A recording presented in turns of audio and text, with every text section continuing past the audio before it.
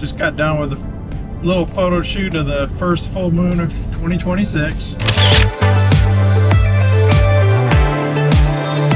That's pretty cool. So I was driving home from shooting pictures and video of the full moon and really close to our house, and so I got my big bazooka lens, and right by our neighborhood school I see a buck come out of the woods. So every time I see them, we're walking with our dog and everything, I just have either a small camera or no camera. But fortunately today I got my big 100 to 400 Fuji lens, and I was able to get a couple shots of that buck.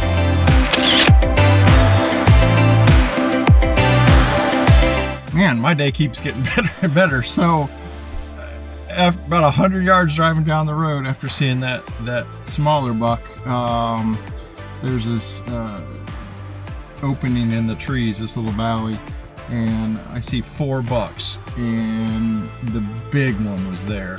So man, got some really, hopefully some really good photos that I'll be sharing here soon. But wow, what a morning. Just thought I was going to come out and shoot some pictures of the first full moon, and getting surprised by wildlife on my way home. Been a really cool morning.